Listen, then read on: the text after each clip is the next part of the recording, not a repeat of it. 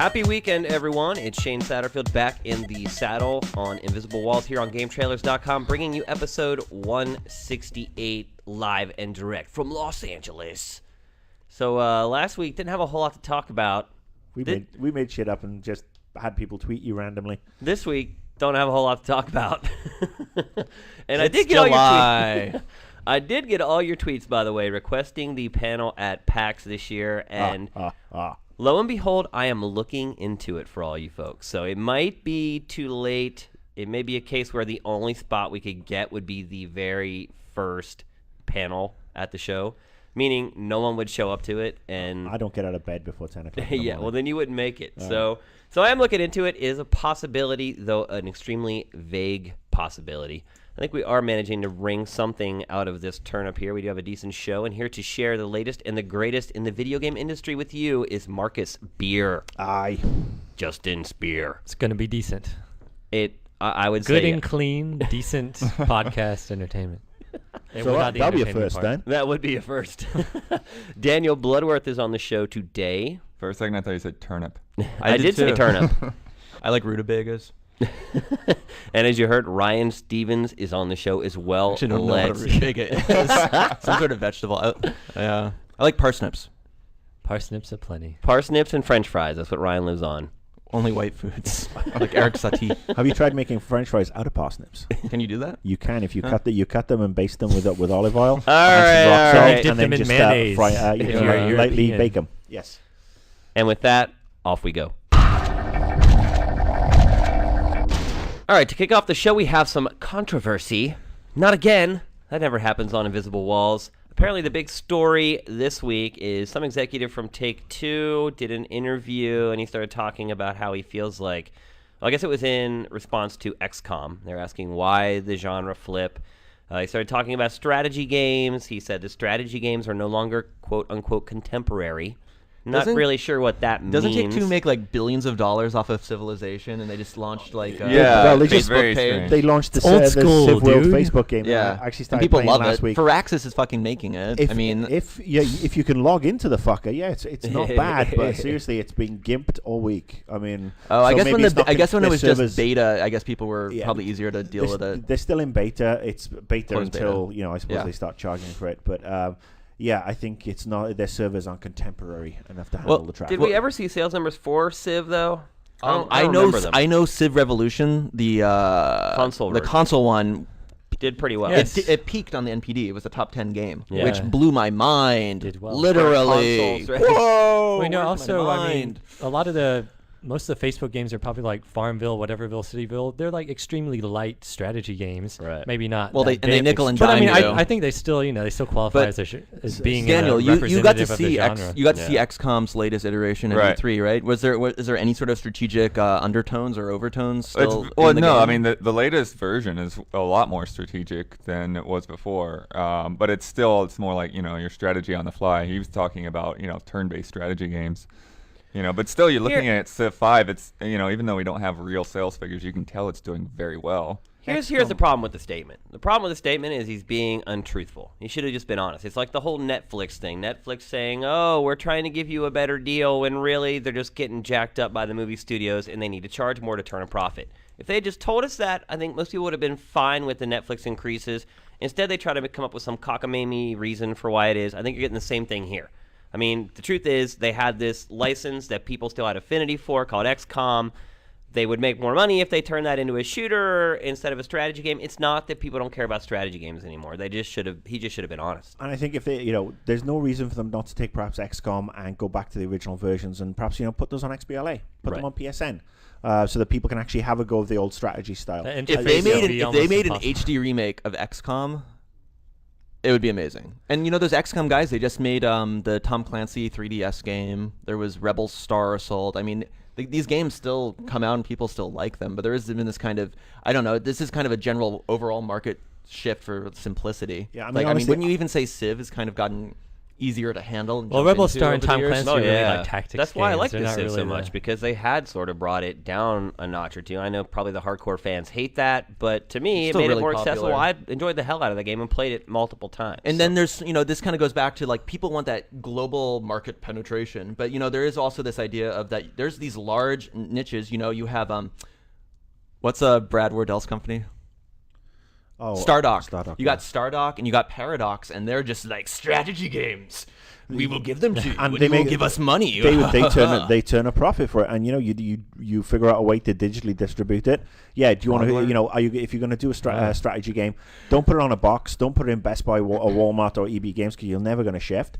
So put it on Steam or put it on your own content delivery system, and you're good to go, because that's your hardcore market. Unless Like you that. put the word tycoon after it, Well, then you plus can sell 100 of them at Ah. Walmart. For But a lot of it too. I $9.99, mean, yeah. Rural it's kids need presentation games and to marketing. buy, I mean, too. again, we go back to Civ, we go back to StarCraft. I mean, those things are marketed really well and get Yeah, really that popular. StarCraft games hold It quite did well. pretty well. Yeah, that was, and isn't there something that's it's like Diablo that a spin-off of coming out as Minecraft? well? That's I know it's Yeah, kind that of might different. do That's all more right, hack yeah. and slash, but yeah, that. what does contemporary game mean is the question. I mean, Shooter. look- right? Look, this Is that is- what yeah. it is? Yes, shooter. Yeah, Modern Warfare. If it's not Modern Warfare, we're not selling it. Okay. Yeah, I mean, what does it mean? Is Heavy Rain, a lot of people are like, well, that's a very unique game. But to me, Heavy Rain reminded me a lot of like the point-and-click adventure games I played 20, 30 years ago. With less jokes. Right. Not as slightly funny less or fun charming. in general. But you got to look at this as what it is. It's a PR statement crafted by PR people. The quote was written by a PR person, and it was signed off on. I mean, the bit further down the interview that was actually that cracked me up was when he was asked, why didn't BioShock 2 sell? And he said, we launched 2 weeks after Mass Effect, that it was Mass Effect 2, and it killed us. Nothing to do with the fact it was a pile of shit. Cash on is nowhere near as good as the original the game BioShock. wasn't a That's a pile little- of yeah. shit. That's a Compared to the little harsh. original, I'm sorry, It BioShock didn't have 2. that sparkle that the original had. It was still a really good game, I mean, though. but if you look at what Ken Levine and his team are doing with BioShock Infinite, it's light and day. But I mean, not BioShock 1, but not BioShock everybody 3, yes. is Irrational Games. They still made a good sequel, a good solid Well, sequel to the game. this taps into an issue I have where if you create the IP and you're really good at it, you shouldn't be giving it to other development teams to fuck with Treyarch. I agree with that, but I also think that the statement that's made there is he's not taking the blame for what happened. It's almost he's acting like somebody forced them to release the game. And it's like, no, that's your decision when you release your game. Well, you've it's like gotta- if you don't think the window's right, then move it out. I mean, it's tough for the guy. He's just graduated from the Bobby Kotick School of Wankism. yeah. So We want more strategy games. I want Yeah. more strategy games. With kill streaks Yeah. and regenerating health. that's probably next. Yeah. Wow. And tits.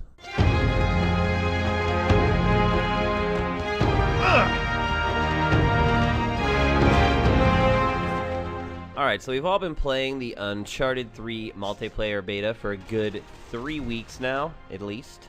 Yeah, we haven't covered this before, have we? Yeah. Well, we Yeah. talked about it briefly, and they've released new modes. I don't know. I think it's fucking excellent.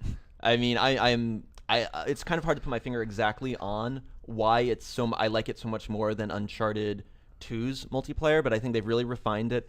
And the systems that are kind of overlaid on that game, like the treasure system, which is kind of this weird kind of single player collector thing, where you do kind of fuck your team over, but it's nowhere well, near. sometimes you fuck yourself over. That's too, 'cause true. You see that treasure sitting But there, you're like, it's- I'm gonna yeah. go get it, and then you run out and you get shot. It's bend over to nowhere pick up a near- treasure and It's then- nowhere near as bad as like when you played a game like Gears of War 1, where like there was the fucking achievements, like 50 pistol kills. Right. Like it's not that bad. But So I you kind don't of- see people Everyone running in the around pistol like, match. with the, the pistols. risk yeah. reward thing is pretty good. The boosters aren't as lame. Uncharted 2's boosters sucked. Like I didn't care about like what I had, and like I know we've had the creepy crawly where you turn into spiders and it's kind of ape shit and just weird, but I mean that's fun. I like that goofy stuff. Yeah, I definitely like that better than kill streaks. I mean, because it's not as hard to achieve, Yeah, and you don't have to like stay alive. But, Right. like getting medals, it's still kind of cool. I still think the melees. Jeremy Hoffman, the producer on GTTV, says he's completely mastered melee, but I don't know. I still think I wanna Oh, see him we play should fight that. him. I face to still face. think Yeah, it's- let's face I don't off know. with him tonight. It's still pretty goofy a lot. I mean, I love pulling Yeah. people down, but when we're like literally trading blows, and then all of a sudden he goes over and does the under the leg crotch punch thing that's painful, but like I still don't quite sure how that happens. Yeah, I mean, there are some awkward moments, and I think that just comes along with the third-person cover-based shooter. It happens in Gears of War. There's Yeah, those I mean, the moments- characters are moving fast. If someone just gets by you and they're behind you, you can't. It's just goofy. Yeah, You're it's- spinning around trying to you get know. the camera on. Like, it's just complete luck on who ends up getting the kill half the time. But, I mean, that's kind of comes with Sometimes the you both get the territory. kill. Yeah. Yeah, times yeah. actually. I want to see that fixed up a little bit. Yeah. The Devil Melee. That's total. both That's killed. in Halo still though to this day. Yeah, a lot of games have that. But, but this compared to like a first-person shooter, I feel like these third-person cover-based games, there's more of those awkward moments where not necessarily the better player gets the kill, so to speak. I will say for the co-op playing the Syria level, really fun, but it was kind of like when I played Spec Ops in Modern Warfare 2. Once you do beat it, and in my case I did actually beat it on my first attempt. Good job. I don't really want to go and play it again, Again, yeah. immediately. So I know they say there's gonna have a bunch of them, and there's a little more plot based. I will say their vertical cover. I mean, it was like, oh, Dark Void. Yeah.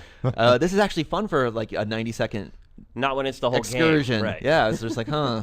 But Syria's pretty cool. I'm looking forward to the co-op stuff in general. I like Yeah, how I mean, there's more interactive things. There's just more a than lot of things hoisting the people up. game does too that other shooters, whether first or third person, don't do. Just the traversal and the risk reward you take when you decide to climb something. It's like, Yeah. okay, I'm going to put my back to the whole world right now and try to get up here to get a better vantage point. I may get shot while I'm climbing up here, but once I get up there, it's probably worth it because no one's going to look up here and see me. I'm going to get at least 3 or 4 kills out of this. So I'd like those parts of the game where it is different from everything else. Do you like the opening to the plane, where people are trying to take the plane before it leaves? No, well, one thing I don't like about the plane level in particular is the spawns. Because literally, if you're sort of standing looking out the back of the plane, people will spawn like right behind you and just shoot you in the back of the head. It's a little goofy, but I think that But that's all stuff that they work out. You know, that's why they have the beta, so Yeah. they can figure out where the problems are and they can fix them. But overall, I mean, I think everybody here at Game Trailers is having a blast with the multiplayer beta. It's really, really good, real solid, especially for a game that's not even really close to coming out yet. For it to be that tight already, I think that's a really good sign of things to come.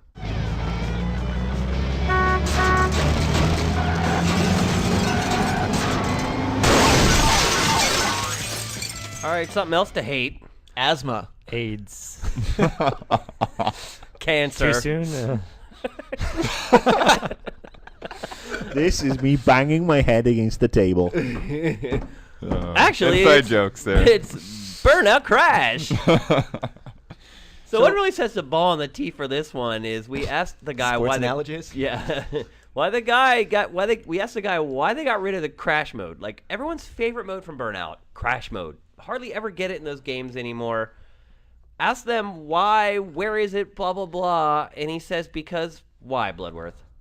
What, in Brooks' interview, he was saying something like, "Oh, we wanted to make this game. You wanted to hold it off or something." Yeah, for this crappy game.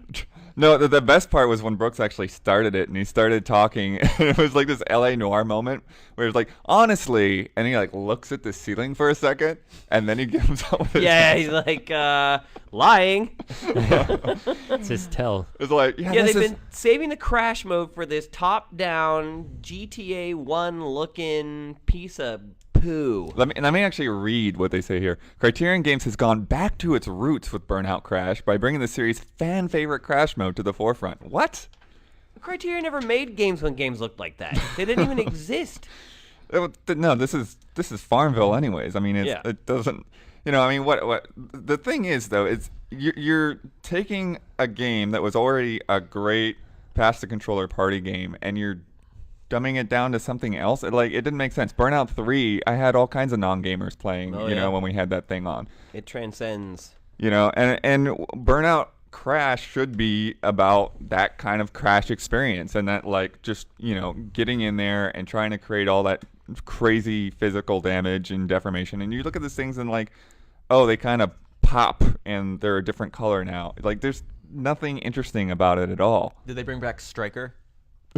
The DJ. No, I don't think so. And Brooks said you don't even have a gas pedal. No. You just steer it and then you explode. So it's not even like the So, old is crash it being mode. brought to you in association with Prius? Yeah. Oh, it is using Kinect. You can use your hands to change the directions, and then you iPad. jump. Hang to on, blow are up. we talking about a Kinect game now? Yeah. Oh, that's it. We're done. All right, next one. Same thing. Do you have a really, actually, a good game to talk about this week? Yeah. Oh, Let's talk about that. Yeah, that's Fuck also Burnout not blowing Crash and up. Fuck So yeah. Kinect. Yeah. And probably better.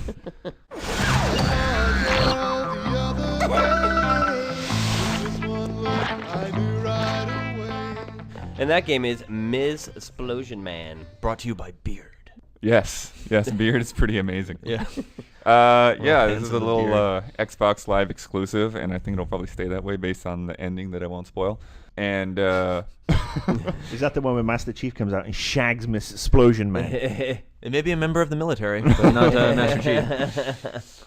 Now, the first game, real popular here. I don't know if it really got the acclaim and the sales that it deserved. Oh, I think it did. It was one of those ones that when it first came out, it was, and pardon the pun, it was a slow burn. Yeah. It came out and it kind of surprised people. But if you look at the sales, I mean, it's still consistently selling really well because they've had various, Unique user fire lists sales, on if you will. But Major Nelson's blog, yeah. But yeah, it does well. it really does do well, and I think people, Yes. if people haven't bought it, I mean, Top 10s. if you have an Xbox, get on it. It's just a great, Well, funny, I would original say game. I haven't played either, but from watching Miss Explosion Man, which I think Miguel reviewed, Mr. Explosion, the first one. Explosion Yeah. Man. Yeah, Sir sorry. Explosion Man. Yes. Esquire. Mr. Esquire. Explosion Man. Beat me to it.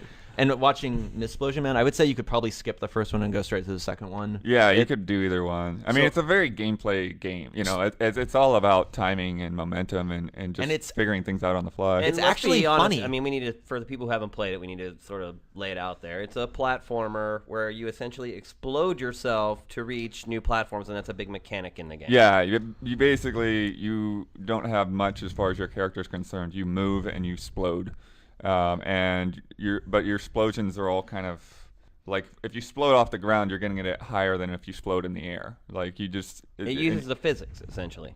in a way, yeah, and then you can only do it like 3 times before recharging. So you have to recharge either by like sticking to a wall or touching the ground or exploding on a barrel. So there's a lot of little things that play into how you move. So with the sequel, is the only difference they put a pink bow on her head or something? Shoes. Just shoes. Yeah, they Shoes. went She also has shoes. all Dude. out. Does she have flaming tatas? I think she's pretty hot, but I think Bloodworth, what was your quote? She's hideous. Yeah, the close-up that was is a little probably the bit best hard to look at. Disconcerting, yeah. Now, how much is it selling for? It's only $10. Only and $10. And it's 100 levels, so 50 single player levels, 50 co-op levels. How long did it take you to get That's through a it? deal. It's kind of hard to say, because it's like one of those games where like you have goal times, and so you go back and you replay levels to try to get a little faster. But yeah, I mean, I'd say like if you're gonna do everything, it's probably a good 8 hours or 10 hours or so if you want to, on your first run. But I mean, if you're speeding through it, you can get through a lot faster. And it's actually funny, which Yeah. is pretty rare. Amazing. A lot of humor throughout. Some really great boss designs. There's a giant octopus with little floaties on its tentacles and a pink snorkel. Again, just about kind of chaining things together, kind of juggling things through the air. If you don't get something the first time, then you're gonna miss it and die. Then you start over. Any co-op or multiplayer? Yeah, that's what I said. There's half the game is co-op. Oh, okay, gotcha. So, So would you say that Miss Explosion Man is the bomb, yo? probably not.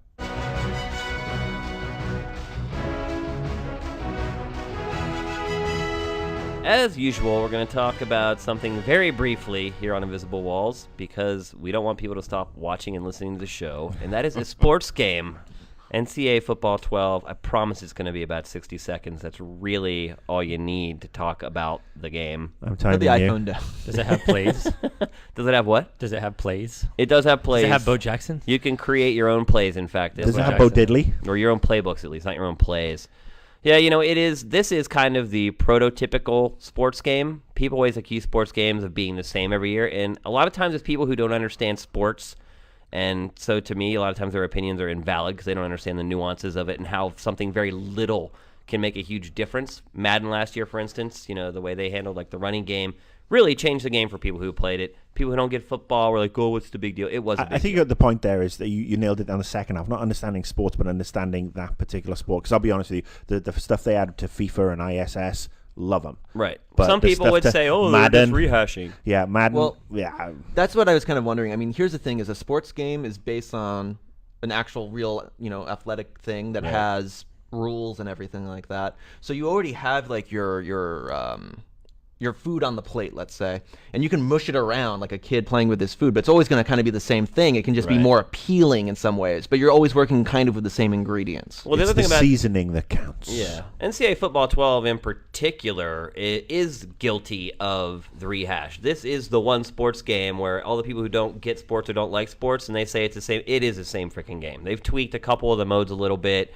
Some of the modes that they did the most work on are the modes that people probably play the least. So, in all honesty, I'm a big sports guy. I would not recommend buying the game this year. But aren't rosters even less important in a college game? And that's the thing. Like, even with Madden, if they were to do this with Madden, which they rarely do, although I'm starting to think they might this year, at least you have the roster updates because people move from one team to the other. They're picked up via free agency or, they have big high draft pick. This is not that way. Every player is anonymous. They don't have real rosters. So it's not like you're even getting the roster update. Essentially, you could buy NCAA Football 11, download the roster update, which some maniac is out there right now working on, for free, and you could probably get the same experience for about $15 instead of spending the $60 on the 12 iterations. So I was really disappointed. I've liked this series in the past. I really felt like they kind of mailed it in this year. They spent most of their time and resources on the graphics. So you've been warned out there, sports fans. Do not pick it up this year. So that brief segment segues nicely into this week's edition of On the Hook. And the first question we have, and I'm actually going to answer one for once, is from, it looks like, Ian Pettit. And his question is, sports games get great reviews every year and are difficult to judge. Should they have separate ratings to other genres? No. Next question. Or in a way, I mean, do they kind of already? I mean, you're not comparing a sports game to like a story. Yeah, you're really kind of comparing them to other sports games. Well, they and already what's- are different. what's expected, First of all, yeah. because there's a category completely missing from sports games. Although hopefully someday that will be rectified when someone does a proper sports RPG.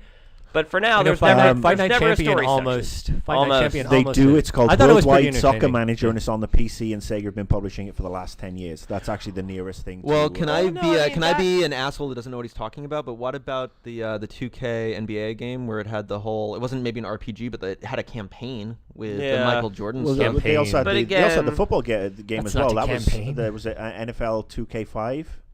That was actually kind of. I thought that was the funnest. No sports game has funnest. really had enough of. I mean, the Football Manager game. There's actually something in NCAA Football 12 that's very much like that, like running your dynasty. Essentially, you're recruiting guys and spending your time and boosting their stats, but that doesn't count. So most of our sports game reviews, all of them, will never have a story category. So already they're handled a little differently. Intrinsically, that's going to give more weight to the design and gameplay elements, as it should. But I think the other thing that we sort of look at, I don't know if it's differently from other games, but it is the fact that, there are a lot of similarities in these games year in and year out. The problem is there's no way in hell that you could build a brand new football game in a year's time or a brand new basketball game in a year's time. It takes a good 3 years. These games are really complicated to develop and really complicated we to are play. seeing that kind of mentality. I mean, come over to other genres, and that's why you do get a Call of Duty every year, even if they're using different teams. And God, are we getting 3 Assassin's Creeds in 3 years? Yeah. I think we are. Yeah. Yeah, they have the alternating Franchise-itis. teams sometimes for games to make that happen. They have yet to do that at EA, and maybe they should, because in all honesty, like the sports games, one thing I realized playing NCAA football is that sports games are ultimately a series of options that amount to a series of menus that ultimately get you to the point where you're doing the same thing again. You which just made is- them sound even more boring which than is they are. running, tackling, passing. But that's really what they've become. Like, I feel like the sports genre needs a shot in the arm. At the same time, the games that are coming out are generally really good. What I always thought was funny is that people always kind of have a soft spot for golf and tennis. And golf I can't really speak to, but tennis I think is kind of funny because in a lot of ways you go back and it's Pong, right? Or Pong is tennis, Right. and it's just been really successful all these years. Mario The irony Tennis. about sports games, too, is that Other they're Mario sports honestly, games. at least with football games, they're Mario one of the Golf, most too. complicated games I ever play. I mean, people always say, oh, those are for the casual people, not the hardcore kids like me. Truth be told, man, Madden, It's NCAA close football, to a simulation. dude, it is insane they're what you total can do time in those sucks. games. Yeah. Like, they'll burn dozens of hours like Well, it's nothing. There's a reason that the mid-core gamer will buy 3 games a year, and one of them Mid-core. will be Madden. Because they get their money's worth out of the Yeah, game. they will spend so much time. They will write the roster updates and they'll crack on. I think. I mean, the difference is, I think now, as opposed to perhaps a couple of years ago, with sports reviews, if you will, is that most outlets have, it's like one person will handle the sports reviews 9 times. And out I of 10. generally handle You know, most of the sports reviews Blood here. handles most of the driving games, so Right. that you compare like for like. Right. And I think that's probably one of the issues that where perhaps it's not clearly explained. I think, it's like this has been reviewed by our guy. He's not come off Fallout New Vegas to go and review Madden. He looks at the sports games. Well, here's the other thing about reviewing sports games is, so this year's NCAA Football 12, no doubt, much better than NCAA Football 11. Definitely. But I take into account, okay, they've had another year to make this game better, and you have expectations with that. It's like, all right, in a year's time, you had this foundation already. What did you accomplish in those 12 months? So How was the grass? Right. It's 3D grass is one of their big features. Sweet. So Who while the the fuck game, cares? right? Who cares? So while the features make the game better this year, it ultimately got the same review score as the game last year because they had a year's time to make it better. They did make it a little better, but probably didn't get as much done as they should have. So I think it actually got a 1/10 of a point higher than the game did last year, even though it is measurably better. Next question, Mr. Bloodworth. This is from Jens T. How do you gauge playtime in reviews? Since you're probably better than most, isn't 9 hours for you like 15 for me? I like that guy. Yeah, Compliment. Personally speaking, I'm probably longer than you because I take forever and I check every little thing for every little thing I can pick up. And You're a completist. You like to find all the hidden stuff. yeah, and- I mean, I just played typically- Half-Life last yeah. week. I think I spent like 17 hours on it, according to Steam. Well, I think this does go. I mean, a lot of games reviewers are completists, and they want to go through, and once they've done a review, maybe go back and explore every other angle. But I also think, that just because this is what we do for a living is play video games, doesn't make us the best gamers in the world. That's my exact point. There are so many different styles of game out there, and I know, so many people on this table try different types, and I know at home I get sent like 4 or 5 games a week, and they're like sports games, RPGs, RTSs, whatever, and I'm like, am I competent at them? Yes, with the exception of Madden, I suck, and Street Fighter. But it's basically a case of, do I get Killzone 2. enjoyment out of it? Yes, I do. Well, I think it's a case of where, I don't think we're really any better than anyone else. If you take the 6 to 8 guys that work on editorial here and you grab 6 to 8 regular gamer/players from anywhere else, you'd probably find 1 or 2 guys who are really good, 2 guys who are average, blah, Well, blah, we blah. have Damiani Same as fucking here. up the bell curve. Right, yeah. One thing I will say, though... Depends, everyone has their strengths, but yeah, go ahead, sorry. One thing I will say, though, is if you put a brand new game in front of us and you put a brand new game in front of somebody else, I can guarantee you for those first few hours, we're probably going to be better at that new game than that other person who doesn't play games as often as we do. We can adapt to a control scheme. Someone can tell me a control scheme in a demo, and I know it just like that.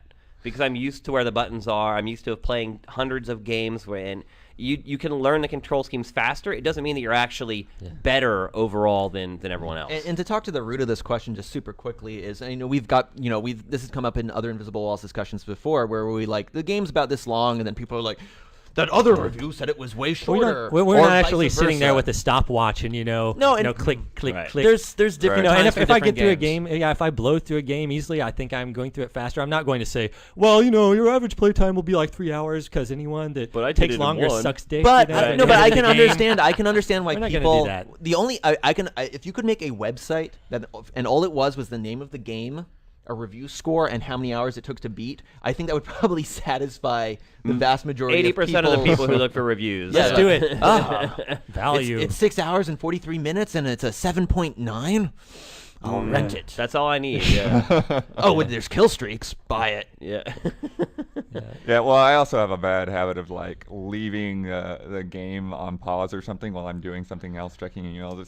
So like the in-game clocks tend to get blown out of the Yeah, water. I don't that's trust right those either. at all. Yeah. Well, I mean, I think what's more important is the time you're spending with the game like valuable time? Is it padded and you're just Right. doing the same thing over and over, or is it really good? I mean, the hours. It's nice to know if the game is going to last you longer than a day or a weekend. But I mean, you should really think, is a game worth playing? Do I really want to play the game? Yeah, in an open game like Red Dead or Infamous, you can't even Yeah. possibly give an hour count on those games. And I do feel like there are some journalists who try to prove their elite status by saying, there are some games that I've played and it's taken, the 6 to 8 hour mark, which is sadly kind of typical these days.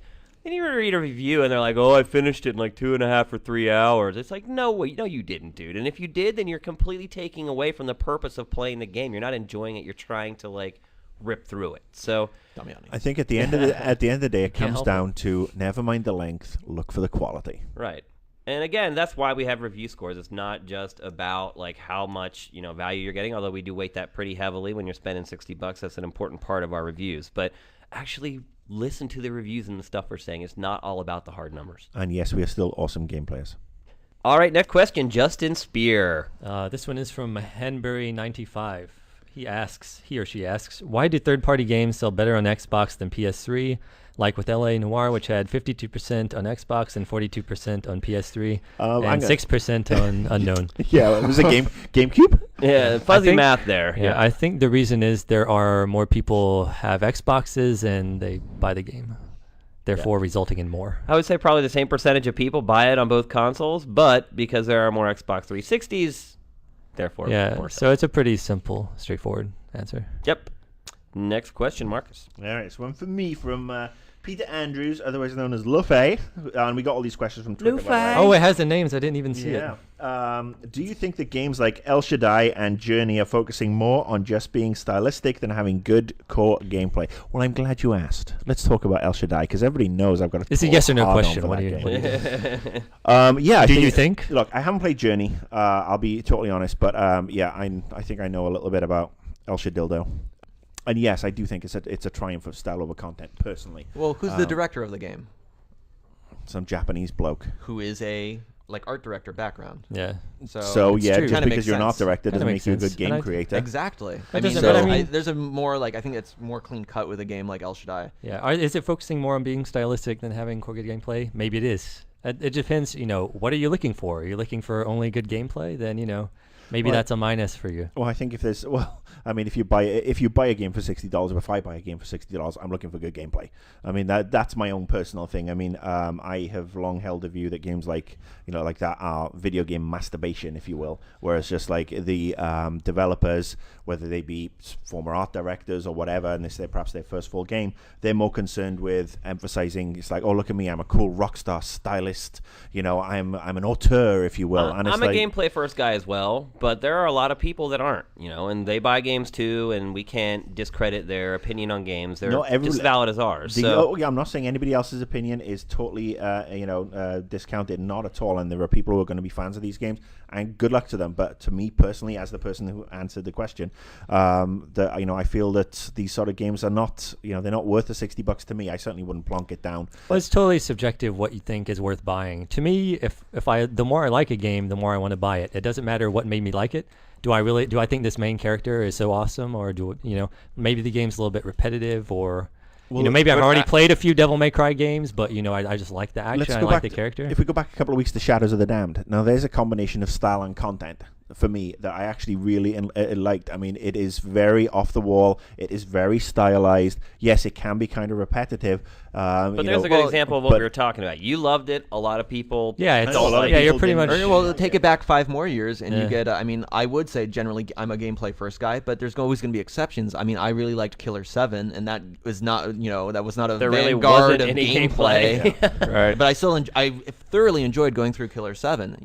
Just and like you say, Journey, you're not going to pay $60. You're right, you're not going to pay $60. It's a DLC game, and I think these the online incubators at PSN and Xbox Live Arcade are great places where you can try to mix things up, both with your artistic vision and like odd gameplay things, which Journey is doing both. And that's a good place for us to experiment too. People like us who do prefer gameplay, it's a good chance for us to dip our toe into that other side and experience games that maybe are a little more based on style than the actual substance of playing them. So, Catherine again. But I think too, I mean, these are kind of different animals in my mind. I mean, I feel like with El Shaddai, it's just the things aren't working as well together. Like, it's like, oh, that looks really cool, but is it fun to play? Whereas Journey it's more this organic experience. It's like it puts you in this other world. It gives you an emotion and a feeling. El Shaddai is kind of a typical action game. It's not really, its approach is not strange. Its style is what makes it unique, and Journey is kind of a unique kind of gameplay. So yeah, I mean,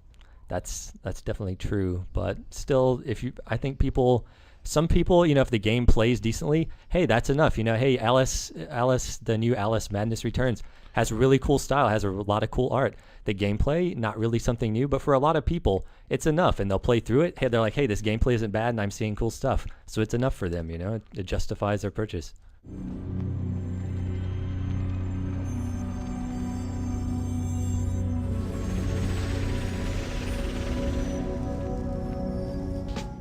All right, that's going to do it for episode 168 here on GameTrailers.com. Been really good to get back on the horse, the Invisible Walls horse again. I think next With a week. saddle. It's like Yeah. the Trojan horse. You say horse or hose? What do you think you said? We're editing that one Seriously. out. Jeez, Marcus. So I will get back to you guys about PAX. We'll see what we can do. I don't think we're going to do a panel if it's the first one. I think we should all sit outside around a Mac and just... Maybe we'll just have it at Denny's or something. There's He, like, moves over my hand here. There's a cheesecake factory across the street. As me and Rich Brown can definitely give accolades to. Anyway, stay tuned on that. Also, this weekend on Twitter, on the Invisible Walls official Twitter profile, we will be giving away free codes for Deadliest Warrior Legends, the fighting game based upon the popular Spike TV show. We have 15 or 20 codes. Those of you who remember the Annihilation codes thing, it will be trivia questions, so you better brush up on your Deadliest Warrior trivia, folks, or get ready to head over to spike.com to get the answers. But anyway, all through the weekend, we will be giving away those codes, so make sure you look out for it. Make sure that you are following us on Twitter. And that's it for this episode of Invisible Walls. Us and the crew are up and out.